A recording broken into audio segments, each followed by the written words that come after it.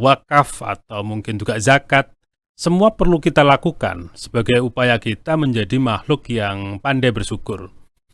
Nah, untuk membahas tentang ini, kita mencoba menghadirkan narasumber yang sangat kompeten di bidangnya.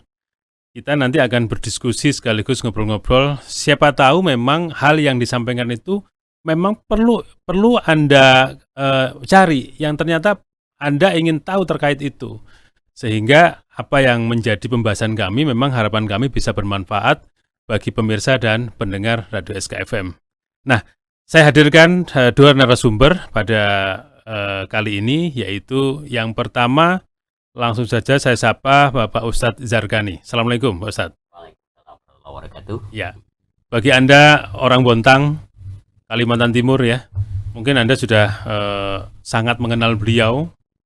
Beliau ada di Kemenak Kota Bontang, bidang wakaf dan zakat.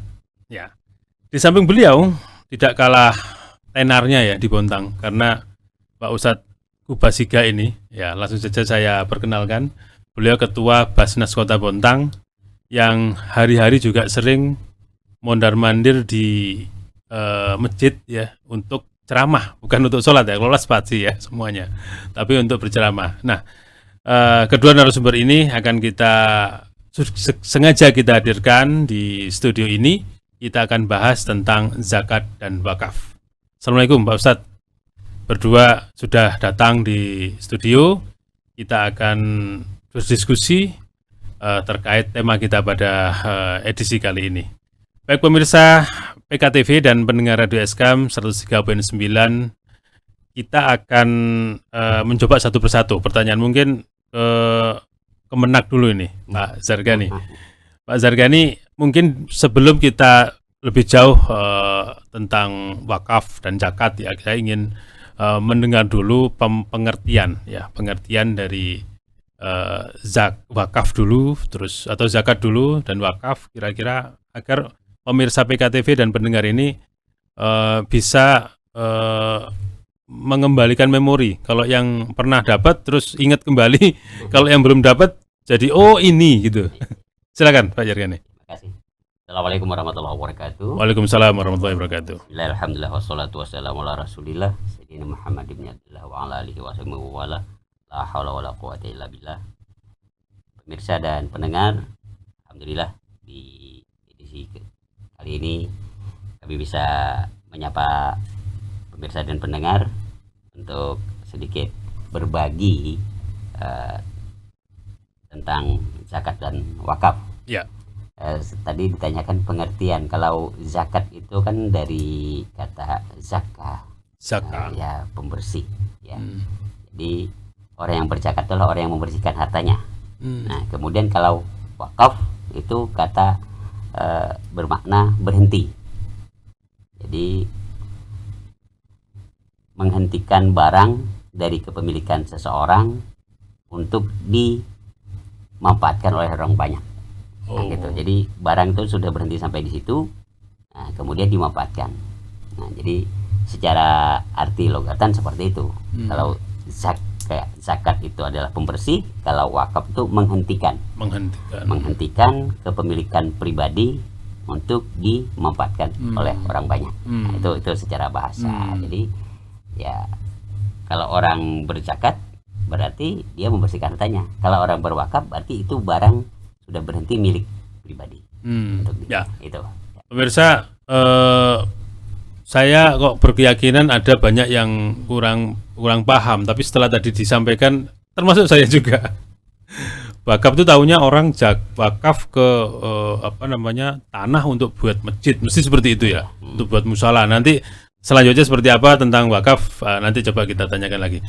Pak Ustadz Kubasiga ada lagi nih yang ingin juga penjelasan ya. Apa sebenarnya yang dimaksud infak atau sedekah mungkin? Kalau berarti zakat sama wakaf, mungkin Pak Kubasiga bisa membantu di pengertian sedekah itu seperti apa, wakaf infak itu seperti apa. Silakan. Untuk menarik pengertian ini kita lihat dulu yang tertinggi barangkali ya dalam persoalan hukum Islam adalah mengenai masalah zakat. Zakat. Karena zakat itu adalah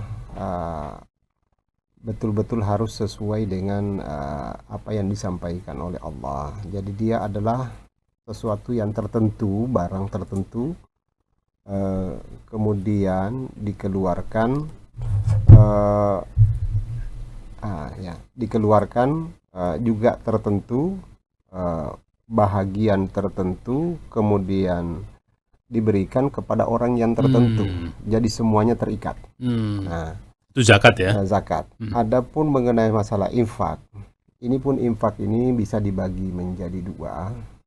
Ada namanya infak wajib dan ada infak sunnah. Infak sunnah itu masuk dalam ranah sedekah. Ya. Kalau infak wajib itu adalah tertentu karena hanya yang furu ke atas ya, yang begitu juga ke bawah. Jadi orang tua ke atas dan anak ke bawah. Itu yang wajib.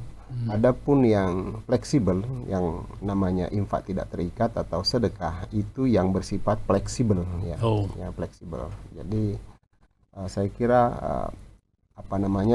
sangkut pautnya dengan masalah wakaf ini sangat erat sekali ya, sangat erat sekali, tak bisa dipisahkan, bahkan kadang bersatu dalam satu tempat. Ya, sebagaimana kita ketahui bersama seperti di masjid, mereka semua bersatu ya. Antara wakaf, di situ juga ada sedekah, infak, di situ juga ada zakat. Apalagi kalau di masjid itu sudah ada UPZF-nya, unit pengumpul zakatnya. Saya kira itu barangkali yang perlu dipaham dulu pertama, bahwa seperti itu yang namanya zakat. Makanya minta maaf di Bontang, banyak yang bisa tidak tercover oleh dana zakat karena dari harta yang tertentu, kadar yang tertentu, yang dikeluarkannya juga tertentu, yang menerima juga tertentu. Ya, simple tapi runut ya. Artinya ada orang itu yang masih bingung ini, Pak Ustadz, tentang sedekah itu apa, zakat itu apa. Tapi pemahaman tadi itu sudah memperjelas ya bahwa posisinya seperti itu. Ya. Nah, sekarang kembali lagi ke Pak Jargani. Kalau kita bicara wakaf, apa saja sih yang sebenarnya diwakafkan itu? Yang menjadi objeknya itu seperti apa? Ya. Baik. Untuk wakaf itu ada dua, ada wakaf bergerak, ada yang tidak bergerak. Nah, yang bergerak itu termasuk adalah wakaf uang. Wakaf uang. Ya, jadi wakaf uang itu orang memberikan uang, tetapi angkatnya sudah jelas untuk tertentu. Nah, jadi sehingga misalnya untuk membangun masjid. Nah, jadi uang ada akadnya ya. Akadnya. Maka dia uang itu digunakan untuk pembangunan masjid. Tidak bisa digunakan untuk kesejahteraan masjidnya. Nah, beda itu. Jadi wakaf untuk pembangunan masjid ya benar digunakan untuk pembangunan masjid. Nah, jadi termasuk ongkos tukangnya. Itu masuk di situ. Masuk. Nah, tapi kalau untuk kesejahteraannya misalnya untuk biaya perawatan. Nah, itu belum termasuk kalau memang orang akadnya tadi adalah untuk pembangunan masjid. Nah, karena itu juga dalam wakaf uang di OPZ atau di panitia masjid itu mestinya ada menyiapkan kotak infaknya atau rekeningnya yang memang jelas untuk pembangunan masjid, untuk perawatan masjid, untuk kesejahteraan masjid. Nah itu, jadi mohon maaf kalau ada wakaf uang yang seperti berlaku di Masjid Joko Korian yang terkenal dengan menolkan saldo gitu untuk kegiatan, itu memang akadnya bukan untuk pembangunan masjid. Untuk pemberdayaan. Jadi adalah infak bebas tadi, wakaf yang mungkin wakaf atau infak bahasanya. Nah itu yang uang. Kemudian wakaf itu adalah wakaf barang. Wakaf barang seperti tanah atau barang lain misalnya seperti rumah. Kemudian kendaraan diwakafkan. Nah, kemudian ada juga yang berwakaf adalah hasil usaha. Hasil usaha, Ya. barang ya.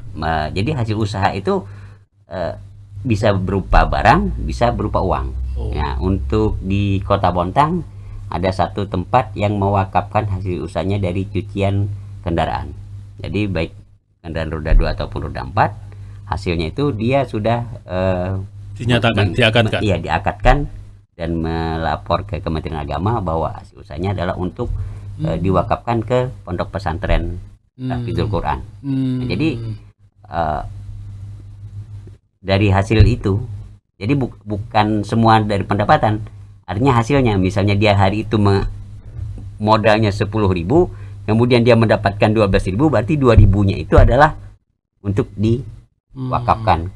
Itu hasil itu nggak boleh digunakan ke yang lain karena wakaf. Beda tadi dengan disampaikan Pak Ustadz Kuba bahwa ada infak sedekah yang bisa applicable. Nah, kemudian untuk wakaf tanah, nah ini yang lebih banyak saya kebetulan diamanati untuk mengurusi di Bontang adalah wakaf tanah. Jujur untuk di Bontang masih ada beberapa tempat ibadah ataupun lembaga pendidikan yang tanah wakafnya itu masih sifatnya hanya diucapkan. Diucapkan ini saya wakafkan untuk dibangun mushola atau tempat ibadah atau pendidikan. Nah, setelah itu tidak ada tercatat. Artinya secara hukum Islamnya mungkin, mohon maaf nih bahasanya kalimat itu, mungkin bisa sudah dikatakan sah. Tapi secara administrasi belum. Nah, dan ini sudah terbukti bukan hanya di Kota Bontang, di Kalimantan Timur, bahkan di Indonesia. Gara-gara mewakafkan tanah yang tidak ada catatan hitam putihnya atau bahasanya itu tidak dilegalkan, maka belakangan itu terjadi sengketa, bahkan sampai terjadi tempat ibadah atau lembaga pendidikan itu harus dibongkar karena secara administrasi tidak ada pembuktian bahwa itu diwakafkan. Bahasanya dulu itu hanya dipinjamkan. Ini sudah terjadi di Bontang, ada beberapa lokasi, di Kalimantan Timur juga ada, di Indonesia lebih lagi gitu. Dan akhirnya masuk pidana ya, urusan pidana ya. Artinya harus disidangkan dan disidangkan. Biasanya kalau sudah disidangkan itu pengadilan itu selalu melihat adalah bukti sidang, fakta di persidangan. Fakta di persidangan dengan bukti administratif tadi. Administrasi yang biasanya lebih diuntungkan. Karena itu dalam kesempatan ini kami menghimbau kepada masyarakat, ya umat Islam yang mewakafkan tanahnya untuk segera melegalkan, mencatatkannya di KUA kecamatan di mana lokasi tanah itu berada. Itu dulu sekitar itu, bahwa wakaf itu ada wakaf uang, ada wakaf barang. Dan wakaf uang atau wakaf barang semua apakah ada aturan harus dicatatkan? Ya. Wakaf uang juga ada, dan bank yang ditunjuk pun sudah ada ditentukan bagi yang ingin mewakafkan. Wakafnya juga ada wakaf berjangka. Jadi mohon maaf, orang boleh mewakafkan tanahnya untuk pembangunan masjid dengan waktu tertentu, boleh. Oh, tidak mesti selamanya ya? Ya tergantung. Tapi tergantung akad ya? Ya tergantung akadnya. Saya wakafkan tanah ini untuk dibangun tempat ibadah selama 30 tahun terhitung dari tanggal sekian. Nah, tinggal dihitung. Gitu. Nah, setelah itu berarti kembali. Nah, jadi jariahnya mengalirnya selama itu aja. Nah, gitu ya. Jadi termasuk juga orang mewakafkan uang yang sampai berapa miliar, tapi waktunya penggunaan uang itu tertentu, boleh. Misalnya mewakafkan sampai 10 miliar. Nah, jadi uang 10 miliar itu digunakan untuk diapakan saja. Tapi dalam jangka waktu tertentu dikembalikan dengan sejumlah itu juga. Boleh. Jadi ada wakaf berjangka, ada wakaf yang memang loss gitu, begitu diwakafkan sudah sampai hari kiamat lah gitu. Bisa gitu, terus. Ya, nah itu. Jadi dalam aktanya apabila tidak disebutkan sampai waktunya, itu otomatis berarti sampai kiamat. Nah, gitu. Ya. Kira-kira sekarang ke Pak Ustadz Kuba ini, menghubungkan antara orang wakaf itu kan seperti penjelasan tadi ya, bisa uang bisa barang. Kalau dilihat dari sisi pemberdayaan ekonomi, apakah boleh dalam berzakat terus akan dikembangkan dalam sisi pemberdayaan tadi, dalam sisi segi kacamata Basnas? Ya, mengenai masalah pemberdayaan, baik itu khususnya pemberdayaan ekonomi umat ya. Sesungguhnya ketika kita melihat daripada kedua kata ini yang kelihatannya mirip tetapi sesungguhnya ada perbedaan antara wakaf dengan zakat, infak dan sedekah ini. Kita yang barangkali lebih fleksibel, kita lihat dalam persoalan sedekah ya. Sedekah, karena itu sifatnya lebih fleksibel.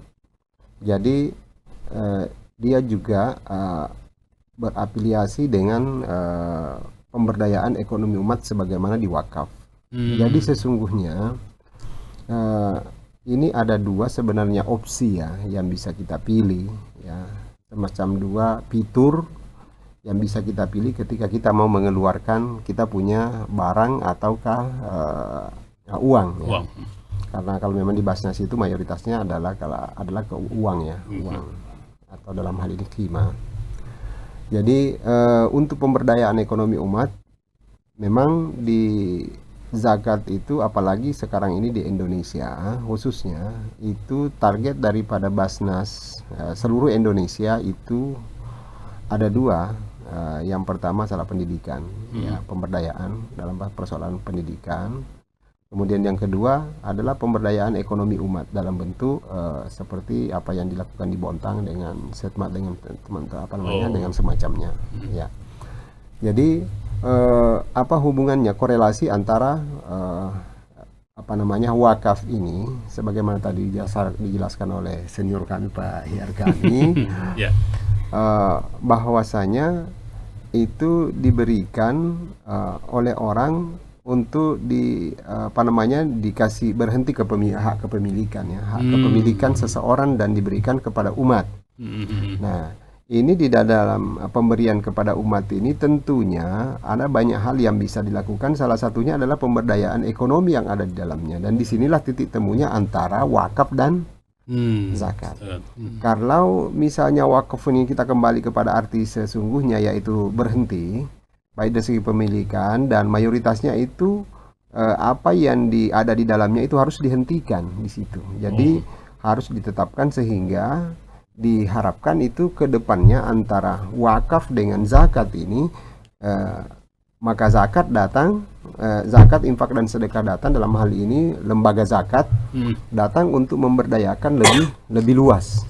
Jadi antara wakaf ini ketika sudah diserahkan kepada umat, maka umat ini bisa mengelola di atasnya, di atas wakaf ini, dalam bentuk mungkin seperti di masjid-masjid, seperti tadi disampaikan juga, ini ada infak terikat atau dana sedekah terikat, ada sedekah tidak terikat, atau infak terikat dengan tidak terikat dalam bentuk sedekah. Itulah yang dipakai. Jadi imam-imam itu kalau perlu dibuatkan semacam kios atau toko di dekat masjid situ, supaya betul-betul antara wakaf ini yang merupakan yang ditempati misalnya sang imam itu untuk tinggal di situ adalah dana wakaf atau wakaf, kemudian untuk pemberdayaan ekonomi umat itu akan senantiasa dikontrol oleh lembaga zakat. Jadi ketika dua lembaga ini hadir dalam sebuah tempat dengan kolaborasi yang luar biasa, maka insya Allah akan terselesaikan masalah. Salah satu yang dikhawatirkan bahwa apa yang sudah dizakatkan kalau diberdayakan harusnya meningkat. Jangan sampai kalau turun kan berarti nilainya bagaimana ini hukumnya mesti ada hukum sendiri ya.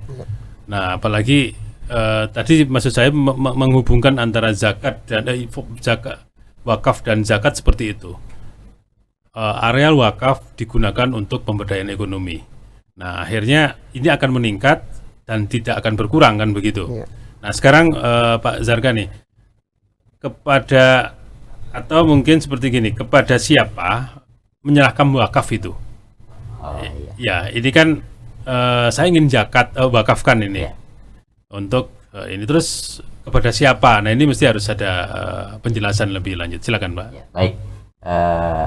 Sama halnya dengan zakat, bahwa ada muzaki, orang yang berzakat, ada mustahiknya Mustahik. yang menerima, dan biasanya dari mustahik itu ada sebagai yang juga berhak dari salah satu asnafnya adalah amil. Amil itu adalah lembaga atau badan yang menerima, mengelola dan menyalurkan zakat itu kepada mustahik lainnya. Nah, kalau wakaf juga setelah ada orang yang menyerahkan, menyerahkan, tentu ada yang menerima. Kalau nggak ada yang menerima, itu barang ya kemana kan nggak tahu. Nah, jadi orang yang menerima itu dalam hal wakaf disebut nazir. Nazir. Ya, jadi nazir itu sinonimnya amil kalau di zakat. Nah, jadi nazir itu ada dua macam. Ada nazir perorangan, ada nazir berbadan hukum atau lembaga. Ya. Nah, jadi kalau berbadan hukum berarti dikelola oleh suatu yayasan atau organisasi yang dia memang mempunyai kekuatan hukum resmi, dan itulah yang mengangkat nazir. Jadi yang mengangkat nazir itu adalah lembaganya kalau dia berbadan hukum. Jadi si wakif menyerahkannya ke nazir. Lembaga itu yang mengangkat nazir. Nah, nanti setelah administrasi di lapangan, nazir lah itu yang berbadan hukum. Kalau nazir perorangan, dicarilah orang yang kira-kira menurut si wakif atau orang yang berwakaf, oh ini amanah, ini bisa mengelola. Nah, diserahkan kepada nazir. Jadi nazir itu baik berbadan hukum maupun perorangan itu harus disahkan oleh PPAEW. PPAEW itu pejabat pembuat akta ikrar wakaf. Dalam hal ini adalah kepala kantor urusan agama kecamatan. Nah, jadi dia yang mensahkannya. Nah, jadi kemudian setelah itu baru dicatat. Nah, karena itu tugasnya ya, tugas penerima ya. Ya, penerima. Jadi petugasnya syarat mewakafkan itu paling tidak harus ada terpenuhi. Yang pertama wakif, orang yang mewakafkan. Kemudian nazir, orang yang menerima. Kemudian barang yang diwakafkan harus ada. Harus ada, dan itu harus milik sendiri. Nah, jadi mewakafkan itu nggak bisa mewakafkan tanahnya orang, nggak bisa. Mewakili harus ada surat juga, harus ada wakilan ya. Ya, jadi kalau mewakili, misalnya Mas Teguh mau berwakaf tapi menyerahkan ke saya selaku nazir, tapi kondisi tempat yang tidak memungkinkan untuk berijab kabul, maka Mas Teguh menguasakan, ada tertulisnya menguasakan kepada Ustadz Kubasiga. Nah, itu bisa. Ustadz Kubasiga lah mewakili Mas Teguh untuk menyerahkan ke saya selaku nazir. Nah, jadi ada wakif, ada nazir, ada barangnya. Kemudian ada ijab kabulnya. Ijabnya ya. Ya, ini saya wakafkan tanah sekian luasnya terletak di ini.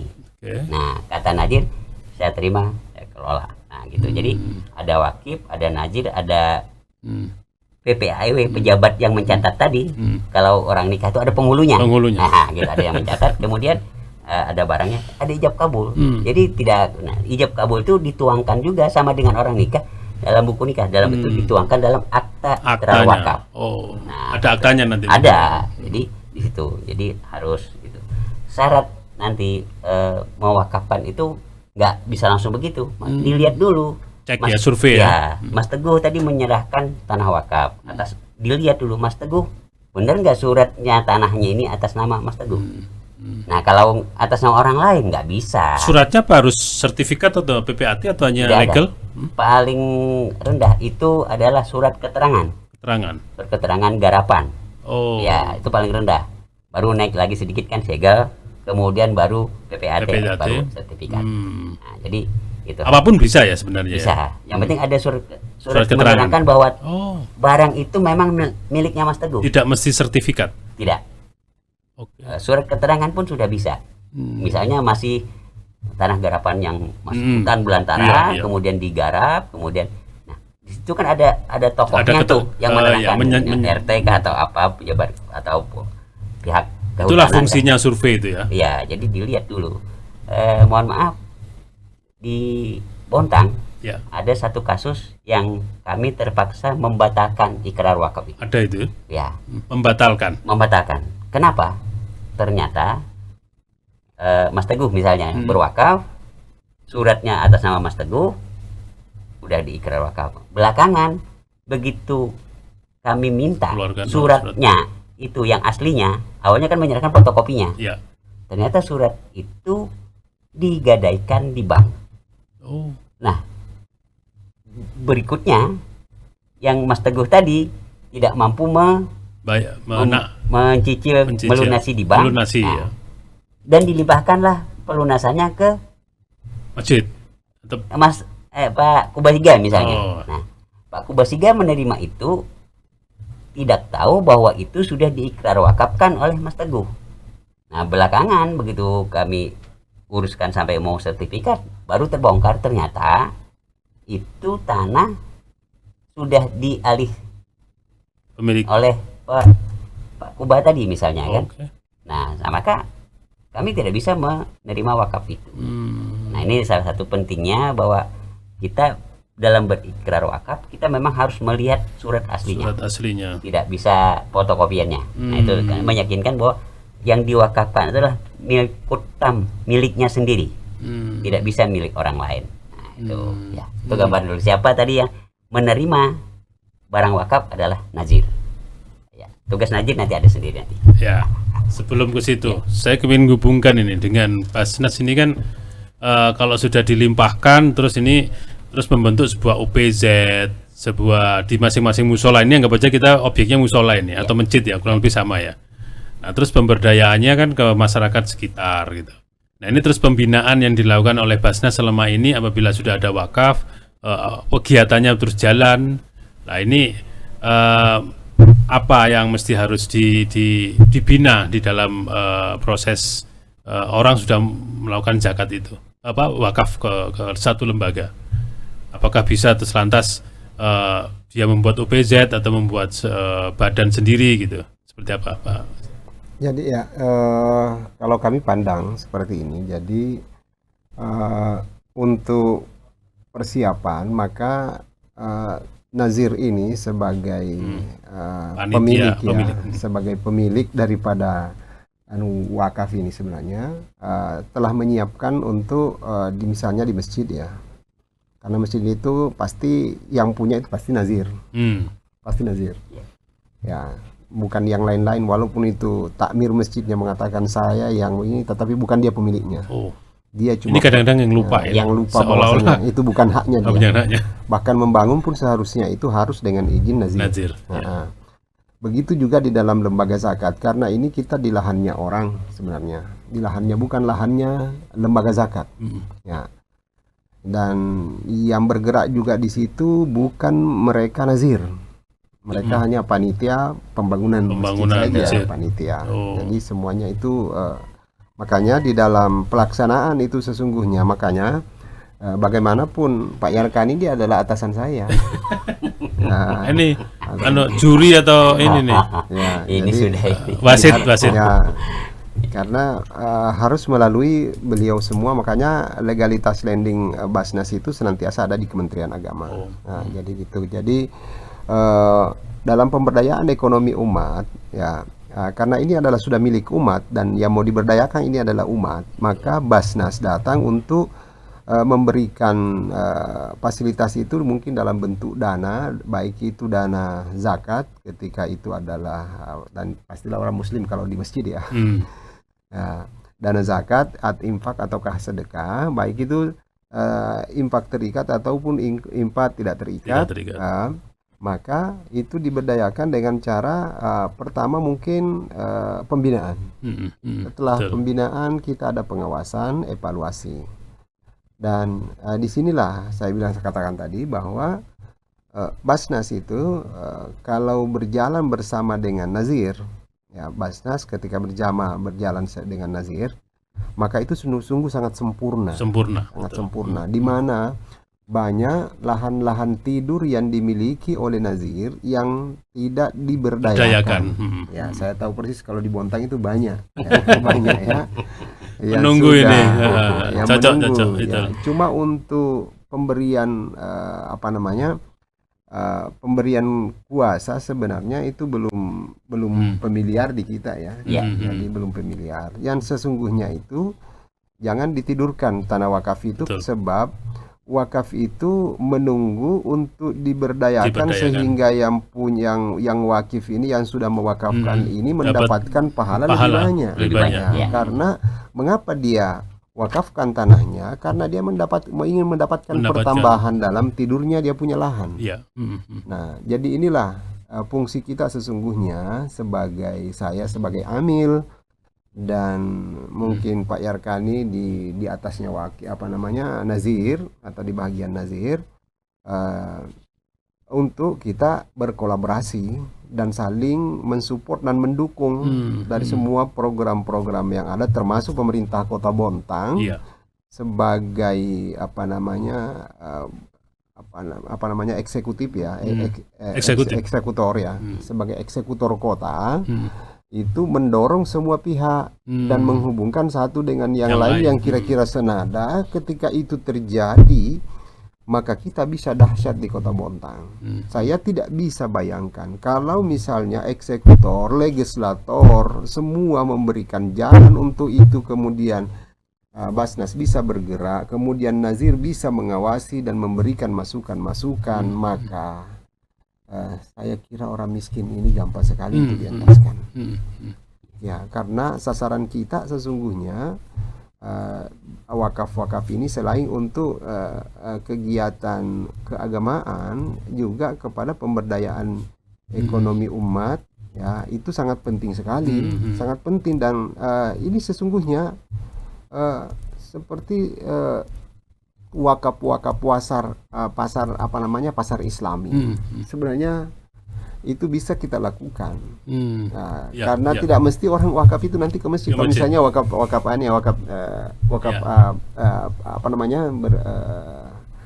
tanah ya.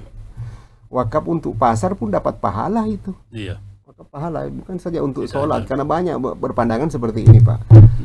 Ketika orang berimpak, bersedekah, berwakaf untuk masjid, maunya itu masjid seperti itu. Ataukah ketika saya bersedekah, saya maunya itu jadikan tehel dan itu tempatnya imam supaya lebih banyak pahalanya.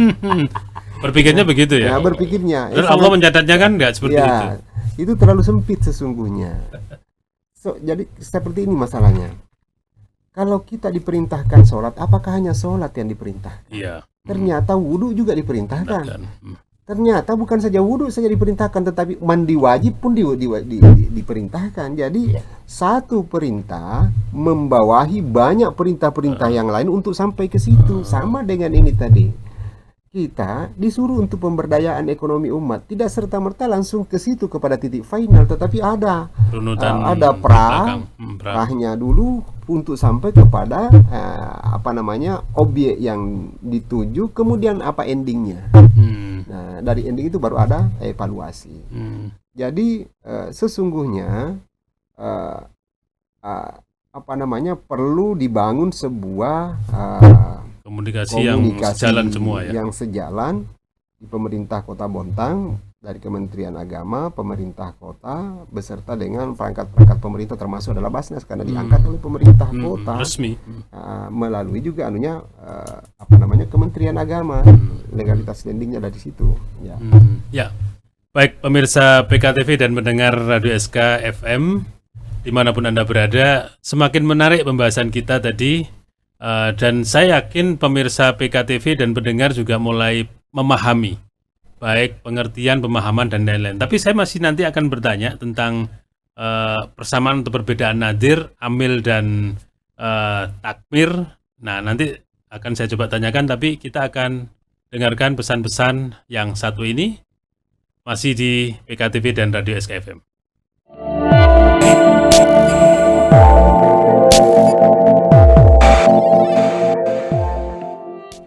Baik pemirsa PKTV dan pendengar Radio SKFM, kita tadi sudah banyak membahas tentang tema kita pada kali ini, yaitu zakat dan wakaf, dengan dua narasumber yang sangat hebat-hebat. Ada Pak Ustadz Yarkani dan Pak Ustadz Kubasiga. Jawabannya, pertanyaannya kurang hebat, jawabannya tapi hebat. Nah, tapi semoga semuanya yang hebat-hebat tadi bisa Anda terima, bisa membuat penyegaran ya bagi Bapak Ibu sekalian, pemirsa dan pendengar yang sudah tahu atau mungkin lupa dan sudah atau malah belum tahu. Nah, ini adalah satu pembelajaran atau ilmu yang bermanfaat bagi kita semua. Selanjutnya saya menindaklanjuti pernyataan dari Pak Ustadz Kubasiga tadi. Sekarang pertanyaannya ke Pak Ustadz Yarkani.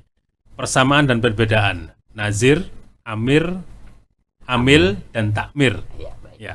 Ini apa ini Pak Ustadz? Silakan. Ya, baik. Persamaannya antara amil dengan nazir adalah sama-sama orang yang diamanati untuk menyalurkan, memanfaatkan, mengembangkan apa yang dizakatkan, apa yang diwakafkan oleh. Itu persamaannya. Ya, jadi persamaannya kemudian, ya. Ya, persamaannya. Sama-sama. Perbedaannya antara amil dengan nazir, kalau amil itu yang diurusi adalah zakatnya, kalau nazir yang diurusi adalah wakaf. Wakaf. Nah, kemudian di mana persamaan dan perbedaan antara nazir dengan takmir? Nah, untuk takmir itu hanya ada di dua tempat, yaitu takmir masjid dan takmir musola. Nah, itu. Jadi tidak ada takmir pasar, nggak ada. Takmir kuburan, nggak ada. Takmir bioskop, nggak ada. Ya. Nah, tapi dalam setiap peristiwa wakaf, nah gitu. Dalam setiap peristiwa wakaf itu dipastikan ada nazir, walaupun masyarakat atau orang tidak menyebutnya sebagai nazir, tapi itu adalah nazir. Begitu ada orang berwakaf dan ada yang menerima, maka si penerima itu namanya nazir. Ya, nah cuma nazirnya tidak dicatat, tidak disahkan gitu. Jadi ya seperti itu. Kalau dicatatkan berarti dia harus berhubungan dengan negara ya. Dengan negara, yaitu kehadiran negara itu diwakili oleh kepala KUA kecamatan. Jadi itu. Jadi kalau ada orang berwakaf, tadi disinggung oleh Pak Kubasiga, orang sementara ini kalau berwakaf itu orientasinya adalah masjid, musola atau pondok pesantren. Nah, gitu. Padahal sebetulnya berwakaf itu tidak mutlak harus ada itu. Tetapi pemanfaatannya untuk itu bisa. Sebagai salah satu contoh di Kalimantan Timur ini ada orang berwakaf tanah untuk pasar. Ada ya itu ya? Ya. Di Kalimantan Timur. Di Kalimantan Timur. Tepatnya di Kabupaten Pasir. Bogor. Ya. Jadi orang berwakaf untuk pasar, dibangun pasar. Nah, si nazir yang menerima, nah ini tugas nazir tadi. Nazir itu adalah menerima. Kemudian mengelola, mengembangkan barang wakaf sesuai amanat wakif. Nah, jadi karena yang berwakaf tadi beramanat untuk dibangun pasar, ya dia wajib membangun pasar di situ. Nah, nanti pengembangannya boleh mungkin mau dibangun hotel di sampingnya karena tanahnya luas, dibangun semacam apa ya. Nah, dalam ikrar wakaf itu ditulis lagi pemanfaatan hasil dari tanah wakaf, pengelolaan wakaf ini untuk apa? Nah, dicantumkan gitu. Ya hasil dari wakaf ya, ini. Jadi hasil pengelolaan wakaf untuk apa? Nah, biasanya karena secara umum orang berwakaf itu tadi untuk masjid dan musola, langsung aja disebut adalah masjid A, musola A atau pondok pesantren ya. Itu. Karena di wakafnya itu memang untuk itu wakafnya. Tapi kalau misalnya diwakafkan tadi untuk dibangun bioskop, nah kemudian hasil keuntungan pengelolaan bioskop untuk masjid A atau pesantren B, ya nggak masalah. Orang kadang berpikir, masa berwakaf untuk bioskop nanti apa-apa? Ya kan bioskop itu sebenarnya nggak masalah. Yang masalah itu adalah pengelolaan bioskop itu yang bisa menyimpang, misalnya pemutaran filmnya yang nggak benar. Ya kalau gitu. Objek bisnisnya nggak masalah. Bukan bioskopnya yang bermasalah itu, tapi film yang diputar, kemudian pengunjung yang datang kan itu. Jadi orang berwakaf untuk bioskop sebenarnya nggak salah.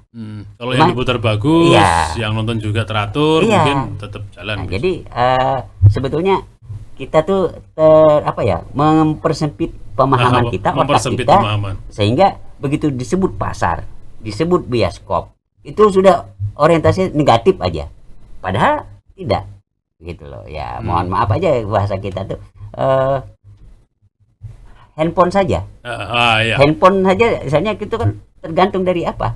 Apakah semua handphone tuh selalu berdampak negatif?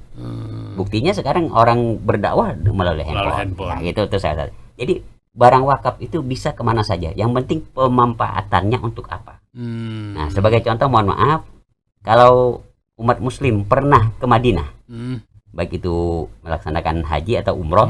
Atau hanya mungkin jalan-jalan lah ke Madinah, semua hotel yang ada di sekitaran Masjidil Nabawi itu tidak ada pemiliknya.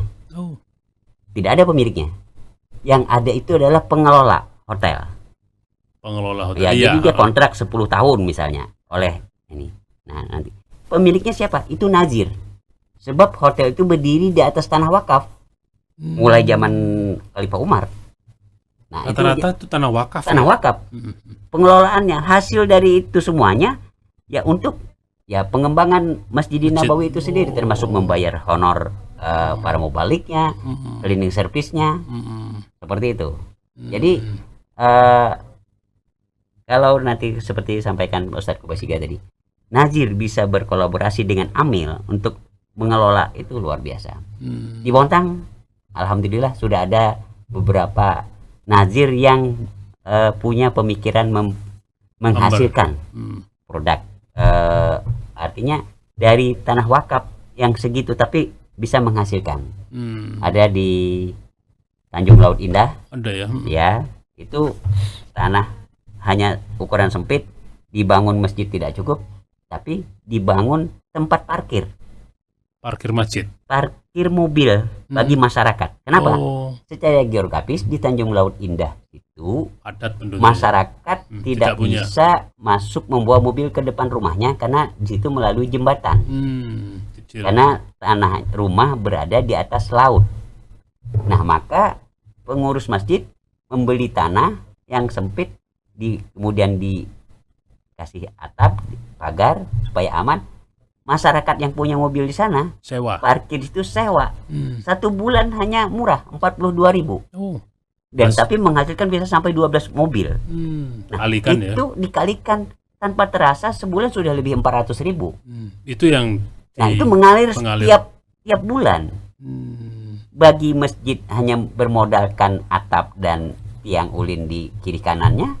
Kemudian tapi masyarakat daripada sewa di luar saja parkir mobil itu 5.000 sehari. Sekali parkir 5.000. Di situ 42.000 sebulan. Murah sekali.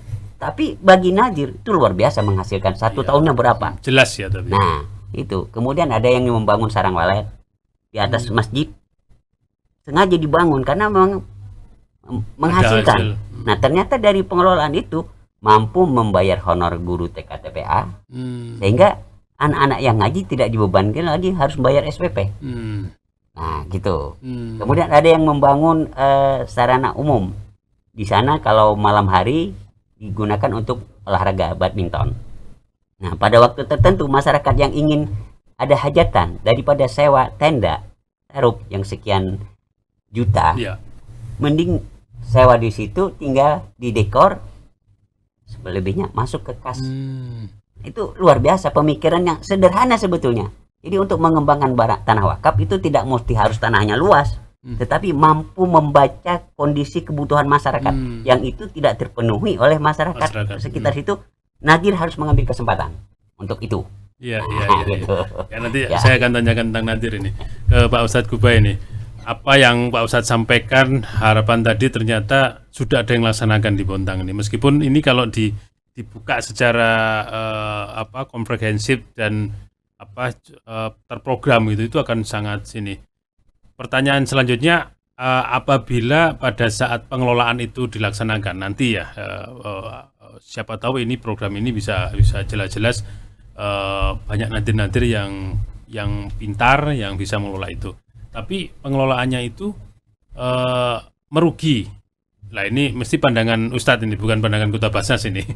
Tentunya kan ada juga ya dengan suatu kondisi, terus ternyata dilakukan sesuatu usaha, ternyata usahanya nggak bagus. Nah, ini seperti apa hukumnya? Mungkin seperti itu. Ya, yang pertama barangkali di dalam persoalan wakaf ini kan yang masih banter banyak itu adalah wakaf Tanah ya. wakaf tanah ya. Jadi itu tidak pernah merugi.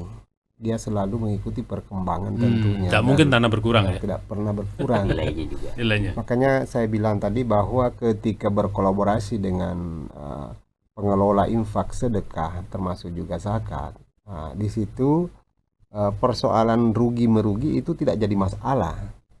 Karena di dalam pembinaan masyarakat itu dana zakat itu tidak mesti dia berhenti sampai di situ. Kita harus mengembangkan. Dan tidak mesti terus. untung, Tidak yang mesti penting jalan untung. ya. Dia harus jalan karena jangan kita berpikir bahwasanya itu merugi. Sesungguhnya tidak apa yang dilakukan. Mungkin dari segi materi kelihatan rugi ya. Tetapi dari segi pengalaman untuk selanjutnya sebuah pembelajaran untuk sekali jatuh, dua kali jatuh tidak jadi masalah. Yang penting yang ketiganya itu harus dia naik dan berhasil. Jadi karena selalu terimage kita itu yang namanya merugi itu dari 2 menjadi 1 ya. Padahal sesungguhnya tetap 2. Tetap 2 karena belajar itu mahal. Belajar itu mahal. Jadi makanya tidak semua yang kami berdayakan itu misalnya dari lembaga zakat itu semua berhasil. Ya. Karena itu memang sebuah hukum alam ya. Sebuah hukum alam. Kalau itu semua yang kita berdayakan berhasil, kita bukan manusia lah. Ya, kita bukan manusia.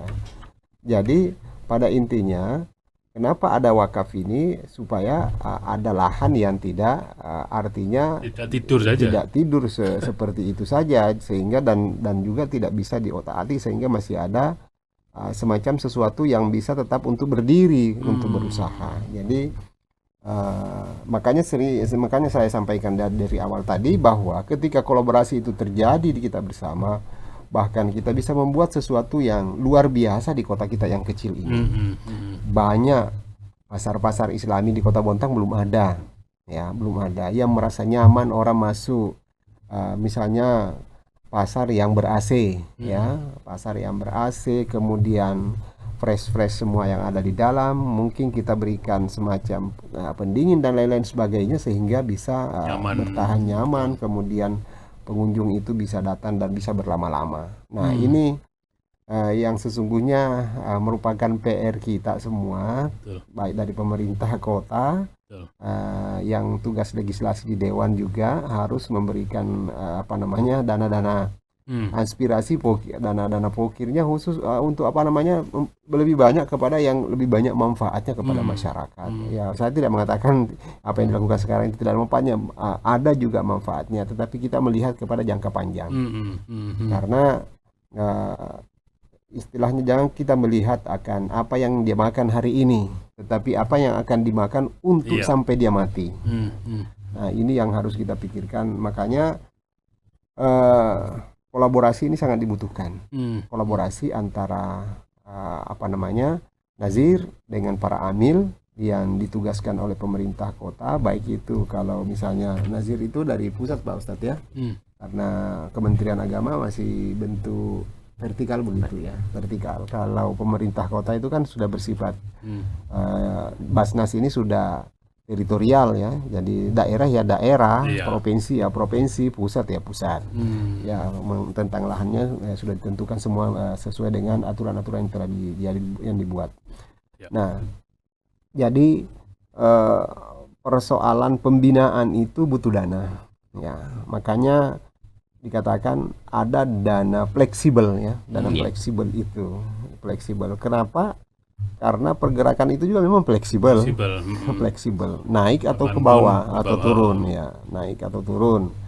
Jadi kalau hanya nazir, saya tidak menganggap remeh yang namanya nazir ya, karena terus terang nazir itu lebih kaya daripada lembaga zakat. Lebih banyak. Bayangkan banyaknya tanahnya di seluruh Indonesia. Lembaga zakat ada nggak tanahnya? Nggak ada. Nggak ada. Yang punya tanah semua masjid saja kalau kita hitung di Indonesia ada berapa? Dan semua itu milik nazir. Milik nazir. Kemudian belum lagi itu bangunannya berapa? Kalau diestimasi banyaknya masjid-masjid yang luar biasa dan semuanya itu sudah dikatakan milik Nazir semua. Jadi sesungguhnya banyak. Mana lagi tanah-tanah yang tidur yang masih kosong di atasnya bertahun-tahun. Iya, kalau bukan milik Nazir itu ya. Ya, kalau kita lihat dari hadis itu, ada hadis mengatakan barang siapa yang menelantarkan tanah selama 3 tahun maka itu milik negara. Milik negara itu akan nggak tahu dikemanakan, apakah masuk ke negara ataukah dialihkan kepada Nazir kalau misalnya itu tanah-tanah yang sifatnya religi ya. Nah, saya tidak tahu. Yang jelas saya cuma bisa sampaikan bahwasanya kepada pihak pemerintah, kepada pihak pengelola yang telah ditunjuk, baik itu dari Basnas, Nazir, dimanapun dia berada di masjid-masjid, ya kita maksimalkan. Dan perlu juga disadari para Nazir yang ada di masjid, ya secara hukum nasional itu belum masuk karena belum ada SK Nazirnya barangkali Pak Ustadz ya, belum ada. Jadi kalau ya tadi saya sebenarnya mau tanyakan ini gimana sekalian aja. Ya. Jadi Nazir itu harus di SK-kan atau disahkan oleh PPAEW tadi, pejabat pemberangkat kira wakaf, yaitu kepala kawah kecamatan. Nah, jadi Nazir itu bertanggung jawab pertama tadi menerima, kemudian mengelola dan mengembangkan barang wakaf itu sesuai amanat. Jadi kalau amanatnya untuk masjid, nah ya untuk itu masjid diperjelas untuk masjid apa untuk pengembangan masjid. Nah, karena ada terjadi orang mewakafkan tidak menyebut masjid atau musala, ini untuk tempat ibadah. Sementara di dekat situ sudah ada tempat ibadah. Nah, mohon maaf nih, ketidakpahaman bahwa berwakaf itu kalau bukan untuk tempat ibadah itu pahalanya kurang. Nah, gitu nih paham. Ya. Sehingga ngotot pasti pokoknya aku berwakaf untuk tempat ibadah. Nah, mau dibangun masjid atau musola. Nah, padahal belum memungkinkan untuk itu. Nah, tugas Nazir dalam hal ini memberi paham, nah, dan mengedukasi kepada wakif, ya ini mungkin kami tidak bangun tempat ibadah, tetapi kami bangun yang lain, tetapi hasilnya untuk tempat ibadah. Nah, itu harus diberikan pemahaman seperti itu. Dan ini tidak gampang loh ya, memberikan pemahaman itu seperti beliau tadi itu tidak ada hitungan angka 1 tambah 1 itu 2. Karena nggak kelihatan hasilnya, tetapi begitu orang mau paham itu luar biasa. Tapi pasti itu ya. Ya pasti. Jadi kita mohon maaf kadang dalam berimpak, bersedekah, berwakaf itu mensejajarkan kepintaran malaikat itu sama dengan kita. Nah, ini mohon maaf bahasa saya ini agak kasar ini. Betul. Itu melecehkan malaikat. Benar. Ini sebagai salah satu contoh saja. Kadang-kadang manusia ini memutuskan sesuatu yang iya. Jadi berdasarkan pemikirannya. Salah satu contoh saja. Ada suatu tempat orang membangun musola atau masjid lah. Masjid lebih besar pahalanya, anggapannya seperti itu ya. Nah, kemudian Mas Teguh tadi nyumbang keramik. Nah, nyumbang keramik di masjid itu dan minta ditaruh di tempat imaman supaya tiap hari dipakai oleh imam. Nah, sementara saya hari itu kebetulan lewat, lihat orang lagi kerja bakti, maka saya tergerak, saya belikanlah nasi untuk makan siang mereka yang kerja bakti di situ. Mas Teguh memberikan keramik, saya mungkin adalah 10 dus, nilainya mungkin 2 juta. Saya memberikan makan siang, nilainya 4 juta. Kalau berpikir secara berdasarkan hadis itu adalah yang mengalir, yang jariah, ini yang jariah adalah yang terpakai di situ, otomatis besar pahalanya Mas Teguh karena dipakai keramiknya ditaruh di imaman. Sementara saya yang memberikan nasi makan siangnya 4 juta dimakan hari ini, besok sudah lewat, nggak jadi apa-apa. Saya punya jariah nggak terhadap pembangunan masjid itu? Karena tidak ada bekasnya. Besok sudah masuk ke sebelah sana. Nah, habis.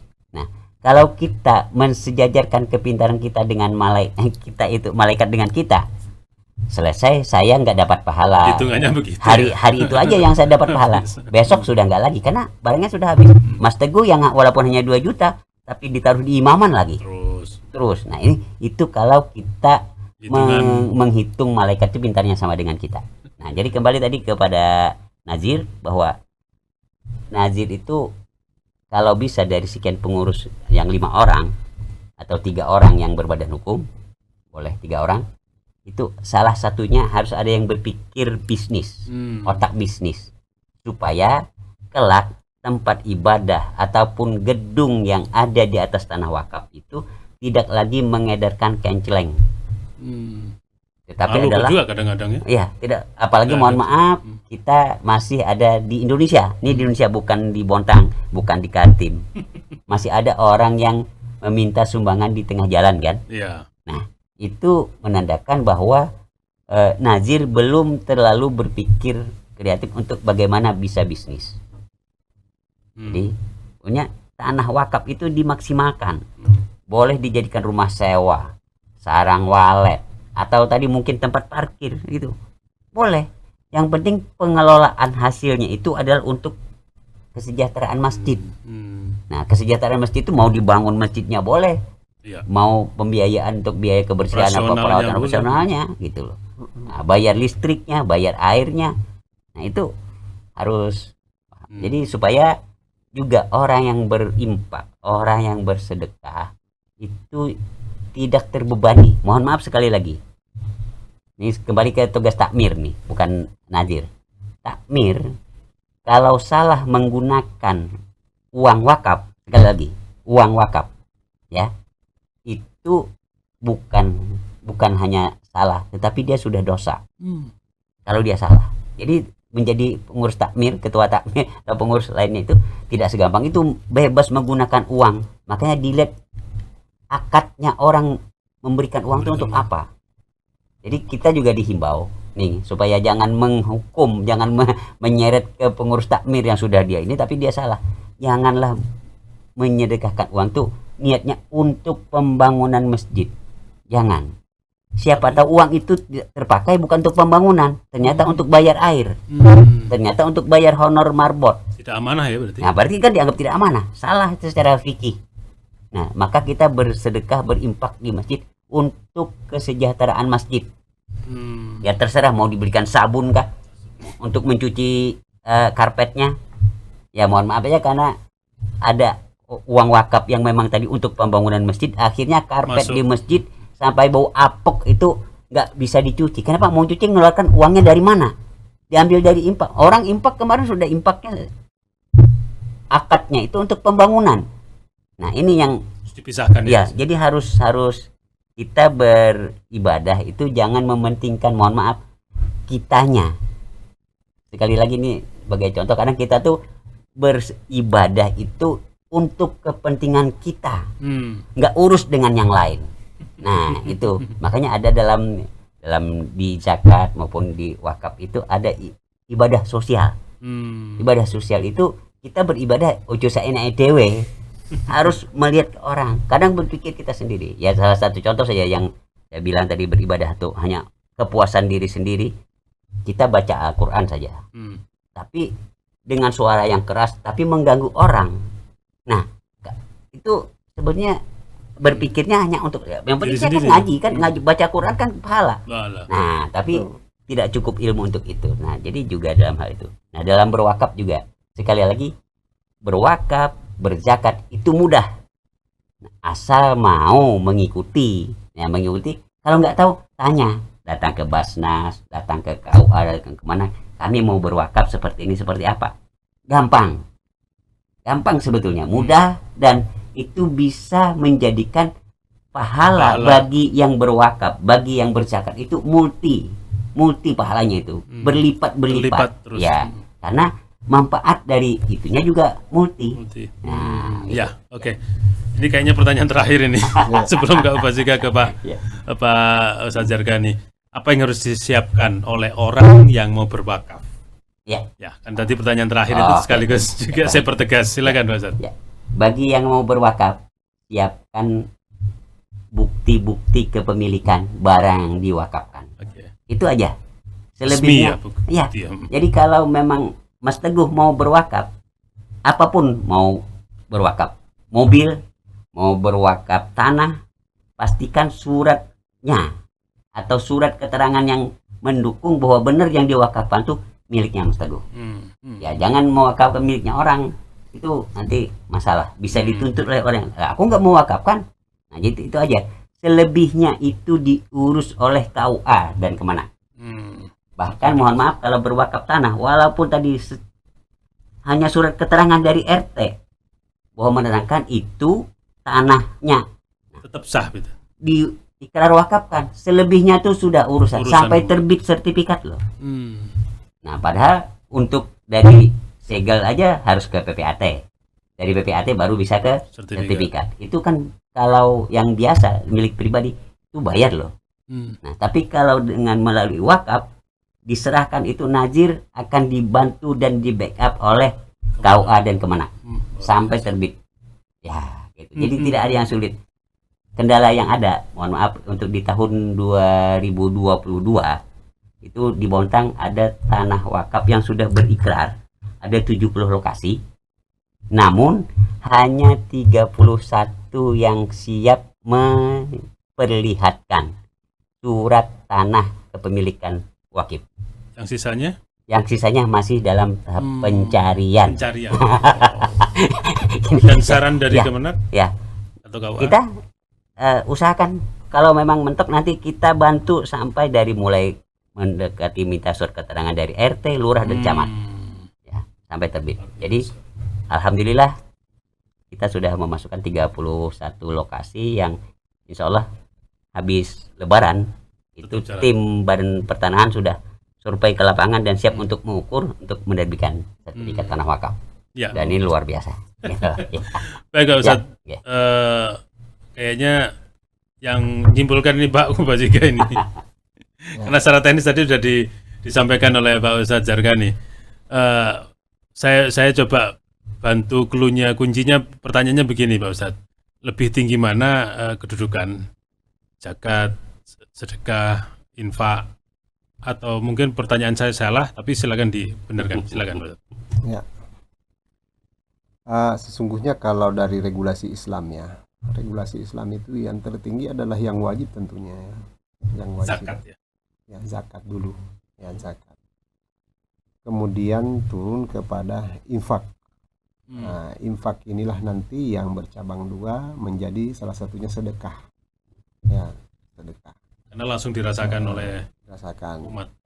Kemudian dari sedekah ini sesungguhnya itu tadi innamal a'malu binniyat. Ya, innamal a'malu binniyat, ketika sedekah itu dikatakan sedekah untuk di lembaga Basnas, maka itu sedekah biasa. Tetapi kalau sedekah itu dalam bentuk wakaf, ya dibentukkan dalam bentuk wakaf, karena sesungguhnya semuanya itu dalam bentuk sedekah juga sebenarnya. Rumahnya ini sedekah, besarnya rumahnya sedekah ya. Jadi dia berada dalam satu rumah yang sama, sedekah dengan wakaf. Cuma wakaf ini lebih kepada ya namanya, sesuai dengan namanya, untuk barang itu biarkan seperti itu, dibebaskan daripada ikatannya, kembali namun ada yang diikat ya, ketentuan tadi ya. Ya, di ketentuan. Nah ini jadi pada intinya ini sesungguhnya satu ya, makanya legalitas lendingnya semua itu di Kementerian Agama. Wasitnya di situ. Ya. Oke. Sedikit mungkin menambahkan mumpung ini ada pas kesempatan yang bagus, berkenaan tadi dengan mana status tingginya antara zakat, infak, sedekah. Ya. Silakan. Ya, jadi tadi sudah dijelaskan bahwa yang lebih tinggi itu adalah yang wajib. Namun perlu disadari bahwa untuk membayar zakat, ya, mengeluarkan zakat atau menunaikan zakat itu ada tambahan pahala jika mengeluarkan zakatnya itu justru disiarkan, dipamerkan. Nah, ini yang mungkin masyarakat kadang belum paham, bahwa lebih afdal, lebih baik, lebih punya nilai tambah jika saat mengeluarkan zakat itu dipamerkan, diumumkan, disiarkan. Kenapa? Pada hakikatnya adalah zakat itu itu miliknya orang, bukan milik muzaki. Oh. Nah, jadi kalaupun Jadi dia pamer, dia pamer. Bukan milik dia kok. Nah, gitu. Dan, diserahkan ya, sudah kewajibannya. Diserahkan. Kan? Jadi itu. Yang kedua, sebagai syiar tadi bahwa ternyata memang orang berzakat. Yang ketiga, menghindari fitnah. Kalau kita berzakat diam-diam, ya, maka orang menyangka tidak mengeluarkan zakat. Maka, si Anu tuh padahal kaya loh, tapi nggak pernah keluar zakat. Nah, gitu. Menghindari tujuan itu. Ya, yang ngomong ini memang bukan mustahik, sesama orang kaya juga. Nah, jadi, nah sebaliknya untuk sedekah. Nah, sedekah ini adalah kalau bahasa saya itu adalah rekening kita untuk di akhirat. Kalau zakat itu punya orang, kita ngeluarkan saja. Ya punya orang terserah. Kalau infak dan sedekah itu punya kita. Nah, karena itu kita punya simpanan rekening untuk nanti kita ambil di akhirat. Ya, kalau zakat itu kan punya orang, udah nggak urus lah gitu kan. Nah, makanya itu kalau nggak berzakat ada dosa, tapi kalau nggak berimpak nggak ada dosa. Tapi kita tidak punya investasi, nggak punya tabungan. Nah, kalau bisa bersedekah itu kalau ke lembaga atau kepada yang lain itu tidak disyaratkan ikhlas. Sekali lagi, untuk bersedekah yang ke lembaga tidak disyaratkan ikhlas. Sebab ikhlas itu nanti datang dengan akibat pahala yang mengalir. Walaupun dia riya nggak apa-apa. Nyumbang 5.000 minta diumumkan nggak apa-apa. Itu tetap lebih baik daripada sembunyi-sembunyi tapi nggak bersedekah. Bersedekah sekali lagi tidak disyaratkan ikhlas. Cuma eman orang Jawa. Sayang aja, nggak besar pahalanya, tapi tetap mengalir. Nah, sebaliknya apabila berimpak kepada perseorangan, nah kalau bisa ada istilah orang Indonesia, tangan kanan memberi, tangan kiri tidak tahu. Kalau bahasa saya lagi, telunjuk memberi, kelingking tidak tahu. Sampai segitunya. Iya. Walaupun di tangan yang sama. Karena keperorangan kalau diumumkan, si penerima itu bisa sakit hati. La tubtilu shadaqatikum bil manni wal adza. Jangan kau batalkan pahala sedekahmu karena kamu sering menyebut. Itu kemarin kalau nggak saya biaya kuliahnya itu jadi anak gelandangan itu. Nah, itu si penerima sakit hati. Nah, itu jadi yang sedekah yang tidak boleh diomongkan itu yang ke perseorangan. Kalau ke lembaga mau diumumkan supaya yang lain termotivasi juga untuk mengikuti, nggak masalah. Sebab nanti pada saat dia lupa dia pernah bersedekah di situ, mulai disitulah ikhlasnya keluar. Dan dengan pahala yang ikhlas itu akan menutupi riya dan sum'ahnya yang selama ini mungkin ada. Jadi untuk bersedekah sekali lagi jangan menunggu ikhlas dulu baru bersedekah. Bersedekahlah walaupun Anda dengan riya, dengan sum'ah, nanti akan Anda dapatkan keikhlasan itu, barakah pahala Anda bersedekah. Luar biasa. Terima kasih Pak Ustadz Zargani, Pak Ustadz Kubasiga telah menjelaskan semuanya tentang zakat dan wakaf, khususnya wakaf ini. Tadi banyak kita bahas dan ternyata memang ada banyak manfaat atau banyak ilmu yang baru yang pemirsa atau dan pendengar dapatkan, dan ini langsung saja kita terapkan saja, nggak usah nunggu lama-lama. Saya kira itu penutup kita pada acara ini. Kita akan ketemu lagi mungkin dengan beliau-beliau pada tema-tema yang lain. Pemirsa PKTV dan pendengar Radio SK, semoga dialog ini bermanfaat untuk Anda. Terima kasih. Wassalamualaikum warahmatullahi wabarakatuh. Waalaikumsalam warahmatullahi wabarakatuh.